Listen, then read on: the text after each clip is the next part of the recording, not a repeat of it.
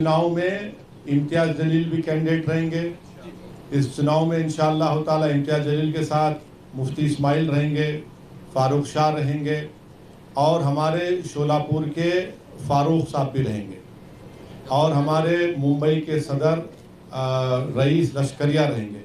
तो तुम्हारे को ये 5 नाम दे दिया मैं, ये तो कैंडिडेट रहेंगे हमारे, क्योंकि 2 तो एमएलए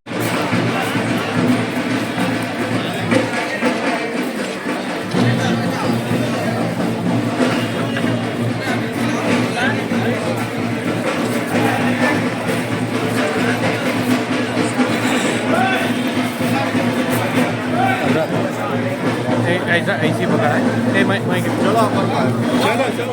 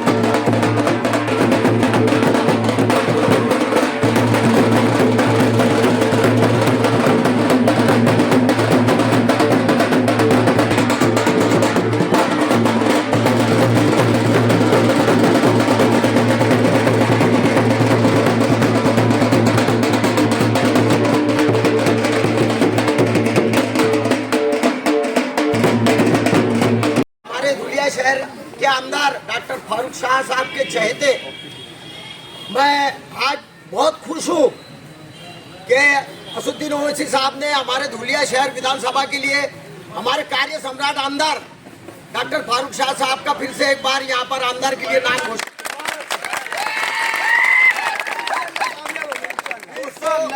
आज पीर है और पीर का भी ये जो दिन है बहुत ही मुबारक है, क्योंकि पीर हमारे हैं और आने वाले दिनों में ये जोश आज बता रहे हैं, ये जोश जिस दिन पीटी फूटेगी जब तक आपको कायम रखना है। ये याद रखो, हमारी टक्कर है दूसरों से, हमारी किसी के साथ टक्कर नहीं है। बेशक ये 5 साल में धुलिया शहर में फारूक शाह साहब ने जो काम किया, ये टिकट उनको ही मिलना था। इसके पहले इतना काम किसी ने किया नहीं और आने वाले 100 साल में भी इतना काम कोई नहीं करेगा। ये जो काम की पावती असुद्दीन ओवैसी साहब ने दी है उनको, ये एक इनाम हमको भी फिर से एक बार इनको वोट देकर धुलिया में दूसरी बार इतिहास बनाना है, तारीख बनानी है।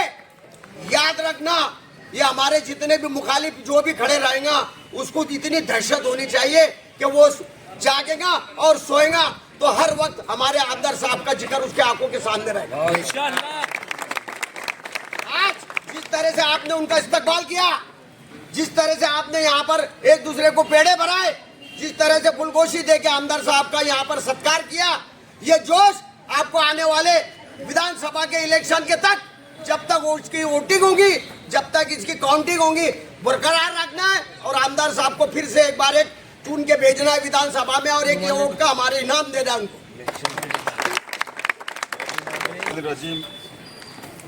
बिस्मिल्लाहिर्रहमानिर्रहीम नहमदु व नुसल्ली अला रसूलिल करीम अम्मा बाद आज अल्लाह का लाख लाख शुक्र एहसान है कि उसने मुझे फिर से एक बार आप सब लोगों की खिदमत करने का मौका दिया। मैं दुनिया में सिर्फ एक ही लीडर को अपना लीडर मानता हूँ, जिसका नाम है बैरिस्टर असदुद्दीन अवैसी साहब। मैं बैरिस्टर असदुद्दीन साहब का तहे दिल से शुक्रिया अदा करना चाहूँगा कि उन्होंने मुझ पर एतमाद करके फिर से दोबारा धुलिया शहर विधानसभा की उम्मीदवारी मुझे जाहिर की है। मैं आप सभी लोगों का तहे दिल से शुक्रिया अदा करना चाहूँगा कि गुज़िश्ता 5 साल पहले भी आप सब लोगों ने मुत्तहिद और मुत्तफिक होकर मेरे लिए मेहनतें की थी, मेरे लिए दुआएं की थी, मुझे अपने कीमती वोटों से नवाजा था।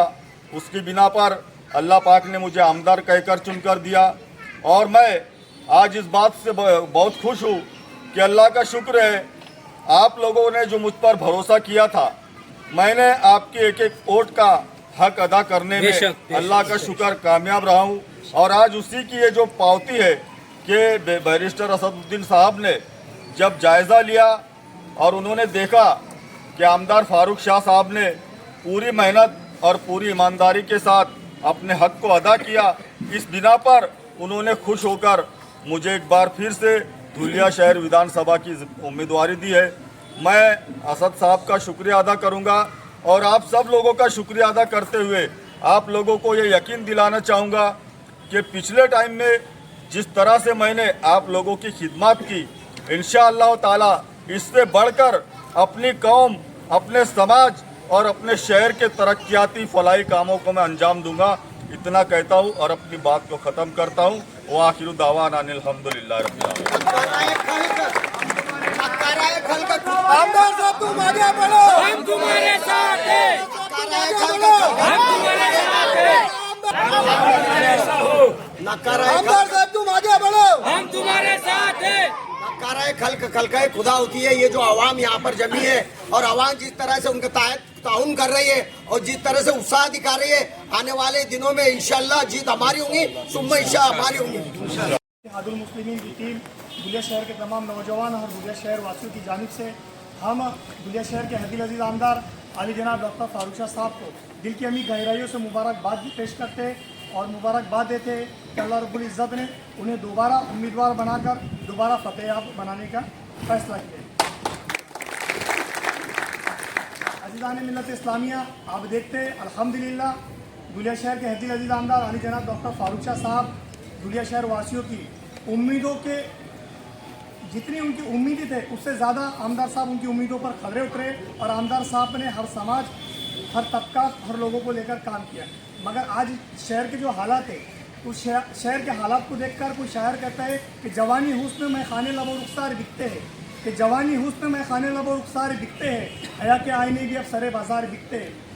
शराफत ज़र्फ़ हमदर्दी दिलों से हो गई रुखसत, कि शराफत ज़र्फ़ हमदर्दी दिलों से हो गई रुखसत, जहाँ दौलत चमकती है वही किरदार बिकते हैं। और हमारे रहनुमाओं को हुआ क्या है खुदा जाने, और हमारे रहनुमाओं को हुआ क्या है खुदा जाने, कभी इस पार बिकते तो कभी उस पार। क्या बात है नजर भाई। और तुम पर आफत व मुसीबतें क्यों ना आएंगी मुसलमानों, और तुम पर आफत व मुसीबतें क्यों ना आएंगी मुसलमानों, ये ऐसी कौम है जिस कौम के सरदार बिकते हैं।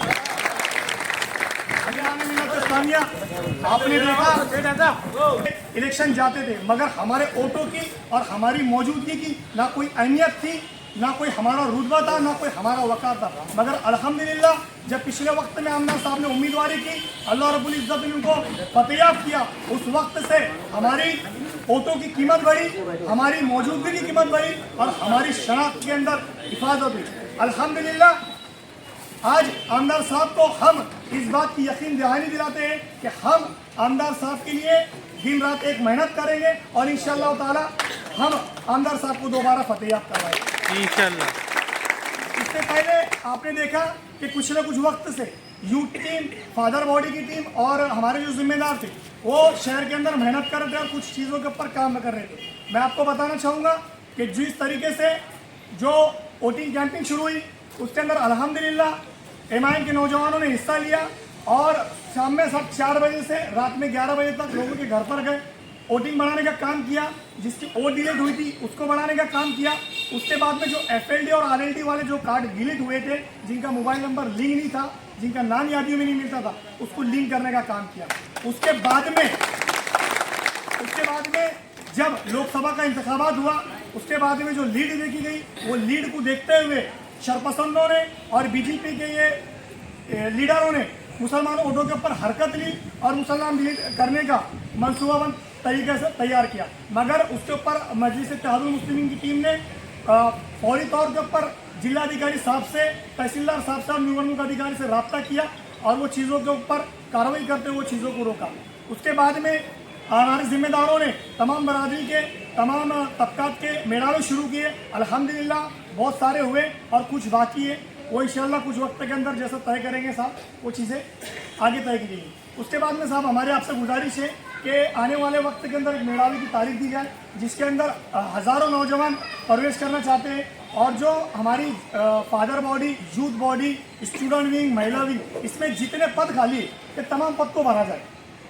जितने पद हमारे पास में खाली है ये तमाम पद को भरा जाए और आने वाले वक्त के अंदर जो प्रोफेशनल मेड़ावे हमारे बाकी है, तो प्रोफेशनल मेड़ावे को हम जल्दी से जल्द ख़त्म करने के बाद में जब वो मेड़ावा होगा, उस मेड़ावे के अंदर हम हमारी टीम डिस्ट्रीब्यूट यादी हमारे पास में आ चुकी, जो प्रारूप यादी है, कल से इसके ऊपर काम होगा। कितने नाम डिलीट हुए, कितने नामों के ऊपर हम हरकत ले सकते हैं, ये कामों के अंदर ड्रिल भी हो चुकी है। कल के ऊपर हमारी जो टीम है वीआईपी हॉल के ऊपर इसके ऊपर स्टडी करेंगी, इसके ऊपर क्या हम कर सकते हैं, शहबाज भाई की रहनुमाई के ऊपर इसके ऊपर काम किया जाएगा। हमारी तमाम नौजवानों से, बुजुर्गों से और दोस्तों से गुजारिश है कि पिछले वक्त के अंदर ऐसा था कि हम मैदान में थे और सारी जो नजरें बद थी वो हमसे गायब थी, मगर आज जैसा चाचा ने बताया कि मुकाबला हमारा किसी से नहीं है, हमारे मुकाबले में कोई नहीं है, जिसने के मुकाबले हमसे, हमारे मुकाबले में कोई नहीं है और इंशाल्लाह कोई नहीं रहेगा। हमारा मुकाबला है, तमामों की नज़रें हमारे ऊपर रहेंगी।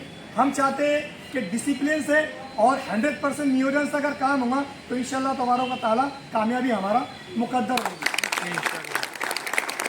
और बहुत सारे लोग बाकी है, यही मेरे मशवरे थे। इसके साथ में मैं शेर के साथ में बात खत्म करूंगा कि कुछ लोग हैं जो मुझे गिराने में लगे, कि कुछ लोग हैं जो मुझे गिराने में लगे, सुबह शाम मेरा चिराग बुझाने में लगे, कि कुछ लोग हैं जो मुझे गिराने में लगे, सुबह शाम मेरा चिराग बुझाने में लगे। उन्हें कह दो कतरा नहीं समंदर हूँ मैं, कि उन्हें कह दो कतरा नहीं समंदर हूँ मैं, डूब गए वो जो मुझे डुबाने में लगे।